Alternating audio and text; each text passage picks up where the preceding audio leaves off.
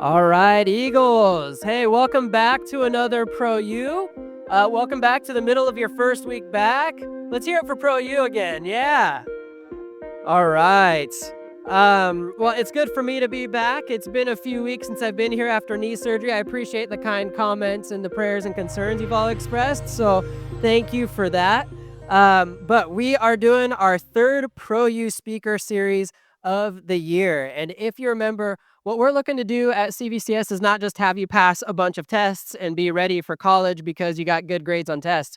We want you to be ready for college because you are prepared as humans who have a mindset and you have a work ethic and you have a way of approaching things where you're ready for whatever comes next. And we want you to take that mindset into your careers and into your professional life and your family life after that. And one of the ways that you can do that and start preparing is to hear from people who have done that, people who have been there, and to hear some of their stories and experiences, to hear about different careers that are out there, and to say, do I see myself doing this? Do I see myself wanting to pursue this? And then making that call and seeing where things go and where life takes you. So that is what the whole point of Pro U is. We want you to be equipped for life and leadership. We want you to be courageous Christians, servant leaders, and truth seekers wherever you go in life, wherever life takes you, wherever the Lord takes you. Before we introduce today's guest, would you join me in prayer? Cool. Well, God, we love you and we thank you that you are good. We thank you that you are loving and we thank you that you are always inviting us into good things. You're always reminding us that you are near. You're always reminding us that you love us and that you are for us. So I pray that today, even though we're not talking specifically about the Bible, we're not preaching a chapel message, but we pray that we all know that you are in this and that the way that people respond, the way that we speak up here is something that you are in. And that we leave this room shaped. We leave this room with a greater sense of your love, a greater sense of what it is that you have in store for us. And we feel excited and encouraged and equipped to participate in this life, on this campus, in this world, in the way that you would have us to do so. We love you. We thank you for your goodness and your grace. It's in your name we pray. Amen. All right. Well, today's speaker and guest, we are joined by Matt Miller. Matt serves, let's hold off on the applause for now. We'll get the best applause at the end. Matt serves as the CEO of Lifeline Screening, where his team helps people detect serious health risks before they become life-changing crises. His work sits at the intersection of healthcare, data, technology, and leadership. He's helped build companies from the ground up. He's led teams through high-stakes decisions and wrestled with what it means to use innovation responsibly when real human lives are affected. Matt is also a CVCS parent who's invested in our community and has taken time out of his schedule to be here with you all. We are so grateful that he is here. Can you please join me in welcoming Matt Miller?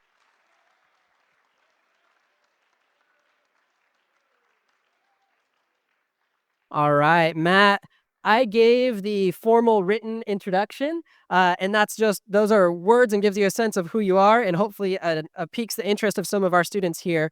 But you are an entrepreneurship who works at the intersection of healthcare, technology, and leadership. For those of us who don't live in that world, beyond just the bio that we read, what does what you do look like in the day-to-day, and what problems are you trying to solve right now? Thank you. And thanks everyone for having me. It's a pleasure and an honor. So I really appreciate it. I'm humbled to be able to have this experience. Yeah, first of all, before I jump in, who here knows what they want to do after college? Who here has no clue? I was in that camp, by the way. So just letting you know. A lot of what I want to speak about today is really, like my journey through going through college and making decisions after college. It's understanding that God has a plan for you, and your plan may not always be exactly what road you go down, but as long as you trust in God and understand that He is going to guide you in all the decisions that you make, and if you put your faith in Him, then you will have uh, a great opportunity laid out in front of you, and also work hard. I think that's the resounding answer I also want to give you all, and encouragement going into this. But I think First of all, I appreciate the introduction. Thank you very much.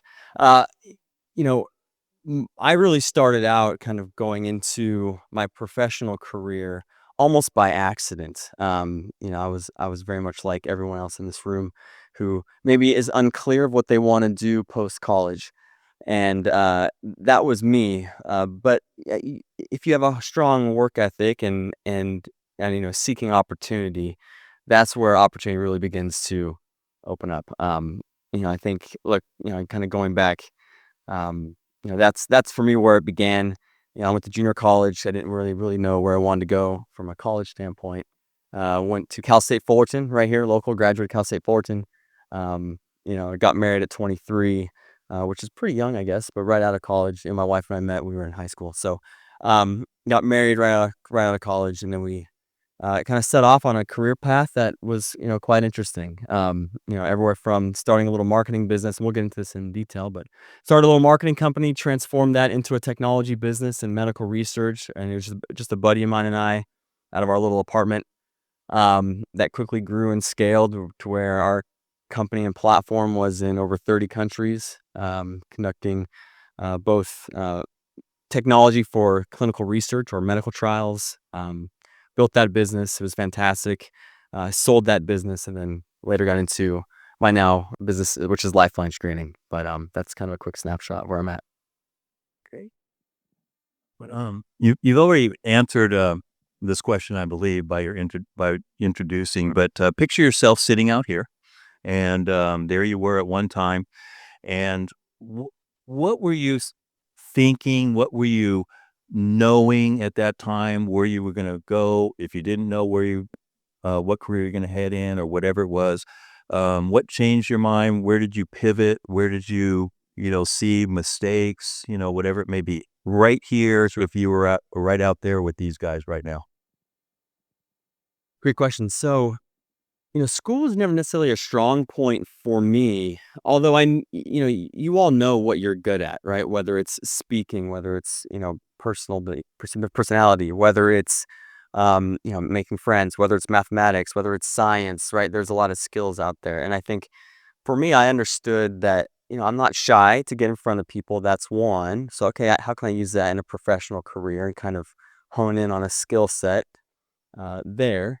Um, so that really guided me, at least initially. All right, well, I'm going to study business because I think that's important, and also speech communications because that's important, right? And that was kind of what guided me down the path of kind of honing those skills. I also, during my college, I guess early college years and throughout my later college years, I also need to figure out, okay, how can I use those same skills but practice them on a daily basis? So, I was a waiter at a restaurant. I worked at an Islands restaurant. Anyone eat at the Islands Burgers restaurant? Right. So that was in high school. That's what I was doing. Uh, which is great. And then as I got right into college, I figure, okay, well, I can be waiting tables here. I can be waiting tables at a restaurant where hopefully I can make the most money possible, right? And also perfect skills and meet people and surround myself with people that I can learn from. So I ended up figuring out how to become a server at a fine dining restaurant in Newport Beach, at the resort at Pelican Hill, and that was an amazing experience because I got to serve everyone from the biggest athletes, the biggest movie stars, to royalty, to major entrepreneurs, and that mixed with my school set and kind of what I was studying and what I was trying to learn from a skill set perspective.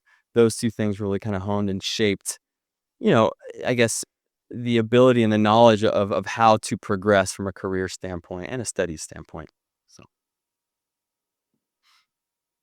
We've had other speakers come on here and talk about their 20s, that decade of their 20s being probably their most formative decade for growth, for other things like that. You've obviously built and led these organizations, and that doesn't happen by accident.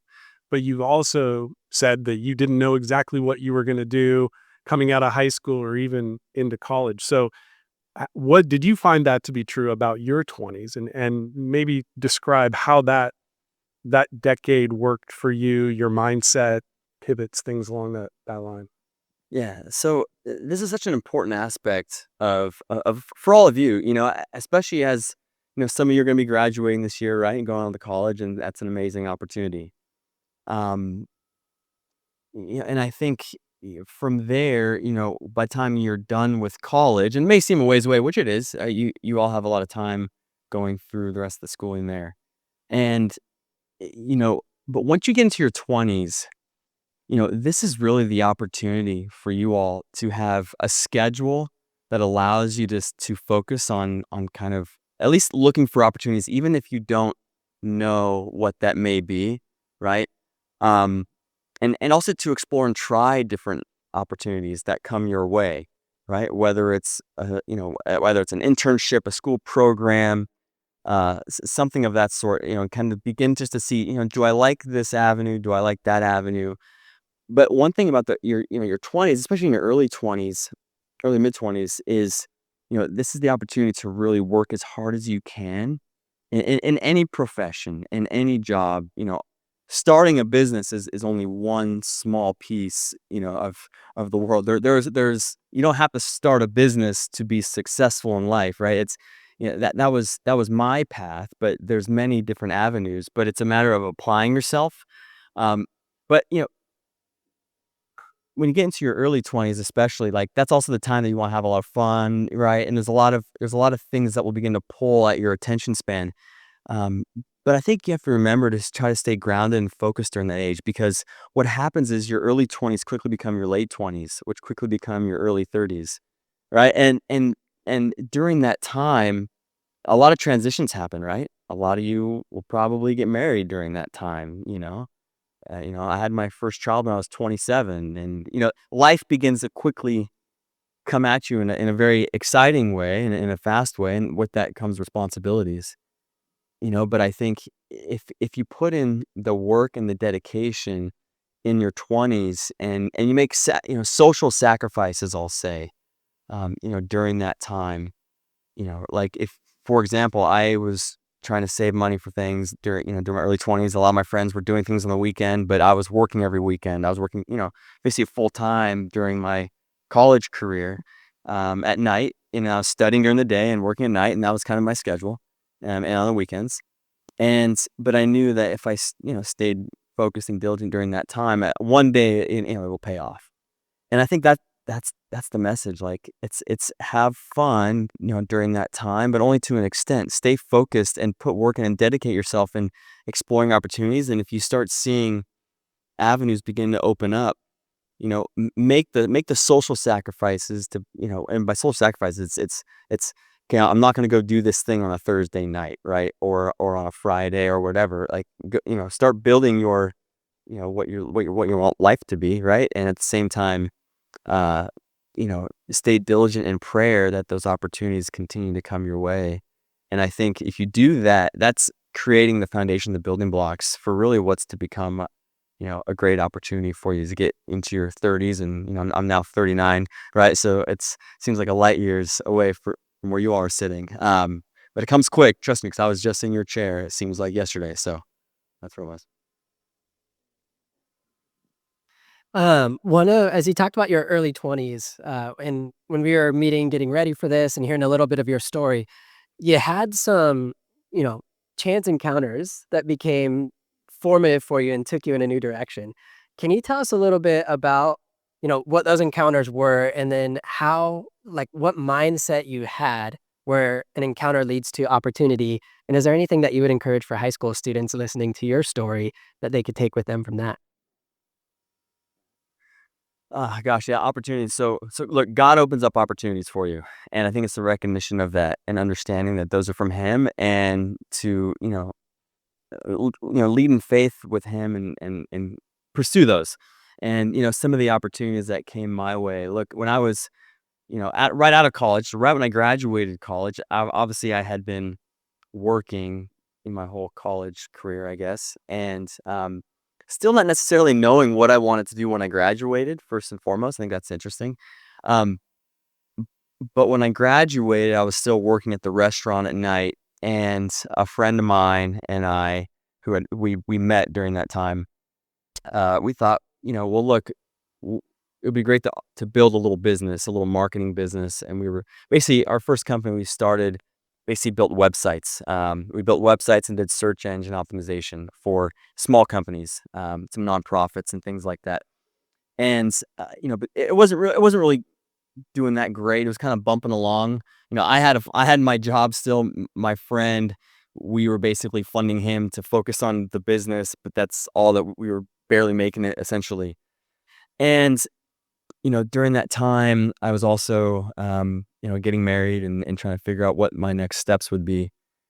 And some interesting opportunities that came were, so I took a leap and took a sales job. And not that glamorous. I was actually selling toilet paper and cleaning supplies for a company called International Paper, and it was probably the worst job I've had just personally. Just because I just didn't care for it, wasn't passionate about it. But I took that jump to get out of, I guess, my college restaurant career, because people can get stuck in that for a long time. There's nothing wrong with that. For me, it just wasn't where my passion was. So I made that jump, and during that time, my dad had given me a book. It's called EntreLeadership by Dave Ramsey. He wrote it years ago, and because I always knew I wanted to do something, on my own. I wanted to build a business or do something, but I didn't really understand how to do that, right? And I was still kind of learning and understanding. So while I was on a plane travel for my current job, which I absolutely did not like, I'm reading this book, and I sit next to a gentleman who was a doctor who owned a research site and an allergy clinic. And he said, "Hey, what are you reading?" And I said, "Oh, I'm reading this book." And he said, "Why are you reading this book?" And I said, "Oh, well, I had this little company, but it's not really going anywhere. And I'm currently working this other day job, if you will, trying to figure out, what I wanted to do." He goes, "What's your business?" So I started telling him that we build these websites, and we basically build brand awareness and company awareness online. He goes, "Well, that's interesting. Gosh, I could really use that at my company. I have a little doctor's office and allergy clinic here in Costa Mesa." And I thought, okay, great. We exchanged information. I said, that was it. Didn't think anything of it. A couple weeks go by. He calls me. He said, "Hey, remember our conversation? We met on the airplane. Why don't you come meet with me? I'd love to talk to you." So anyways, I went and met with him. And, and this is God, right? And this is God opening up these opportunities. And these opportunities will come your way as well, right? Just as long as you recognize that, and you keep an eye out for them, you got to jump on it, right? So I went and met with him, and he said, "Look, I think, you're doing something really interesting here. You could really help my clinic. Why don't you come on and help me basically do that? Do what you say you can do, but do it here." I said, "Okay, great." So that allowed me to basically quit the sales job that I had taken only for a couple months. It was a short period of time, to go basically start working there and try to figure out, how to basically perfect my skills.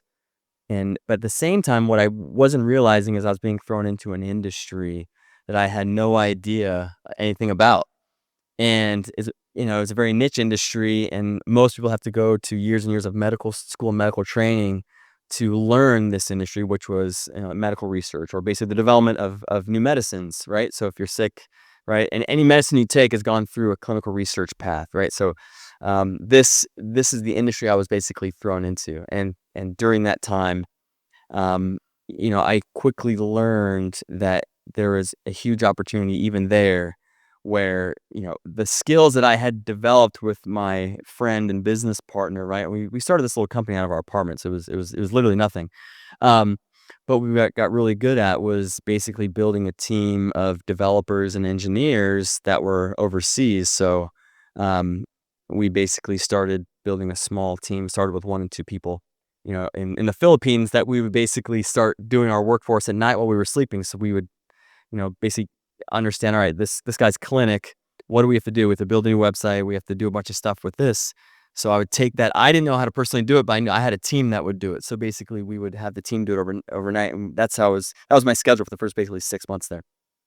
But, that threw me into a whirlwind of opportunity. And that's where, for me personally, where I saw the opportunity to create a new business out of that. And that's where my company, which was called Study Kick, really took off. And we'll get into that more, but that's where it kind of birthed. And that was all from an opportunity of a guy I sat next to by chance, reading a book that my dad had given me, because he knew I was kind of, discouraged about kind of where I was at, but trying to figure out how to navigate, the entrepreneurship path, and that's where it all began.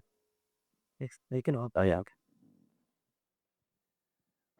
There's probably many students out here that haven't recognized where their strengths are, and they feel like they're not there yet. They don't know where I'm going. I don't even know what I'm supposed to be doing, things like that. So when you look back, what were some of the challenges or weaknesses that later became your strengths?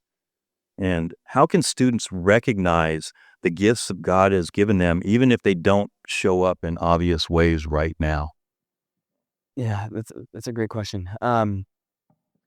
So like I said, like school for me I was not very good at school. I had challenges with paying attention. My penmanship was quite bad. My spelling was terrible. My reading was bad. So everything you need in school really to do well. But I had drive, and I think that's what all of you can anchor on as well. Is if there are particular areas that aren't necessarily a strong point for you, focus in on what you are good at to help you get through the areas that you're not good at. Like, during school, in high school particularly, like my world was, I was big into skating, so that was like, that was a big thing for me. Um, and exercise and, being active, but, from the school perspective, it wasn't really the focus. But I think recognizing in school, I was like, okay, well, I did really well when it came to class presentations or in group projects, or I did like science, so I wasn't necessarily that good at science, but I liked being involved in the science and computer class. So I would focus on those areas, and then in the areas in where I was struggling, maybe I would, spend more time, particularly trying to get better, even though it wasn't a lot. Um, and at the same time, understanding that it's okay. Like you all know if you're struggling in a certain area, but you also recognize that you are smart, and you don't have to be the best in every subject or every area of school to succeed, right? Post school, but it's how you apply yourself and focus and put the work in, right? Because at the end of the day, there are grades, right? You have to get, there are things you have to achieve, right? Which is important, and that you have to focus on, but also know that it's also how diligent you are in applying yourself in that. And for me, it was anchoring in the things I was good at to help me, excel and at school. And then because I didn't have to try as hard, I guess, in those areas that you recognize that you're good at, put your time and effort in getting better at the things that you aren't. And that will basically carry you into, getting by. And then once you get out of high school, right, and then continue to apply yourself and work even harder once you get into college, because the next stage of life is where you really got to put the time and effort into. Well, we're about to wrap up this portion of it before we have our smaller group of students over in the nest. But to close things out, at a Christian school with a lot of young Christians, oftentimes we think that being a Christian in your career means going into formal ministry and things of that sort. Can you talk about, in your life and in your career, what role Christ plays in the decisions you make and then your personal life? And then lastly, just to kind of set it up for, is there any word of encouragement that you want to have before we dismiss students today? Great. Well, thanks. Great question. So in closing, I think, look, s- yeah, so by the way, my dad was a pastor, right? So I know the ministry side as well. But that wasn't my calling, and God calls us all in different areas of the world, right? And we're to be a light across, every industry, every part of this world.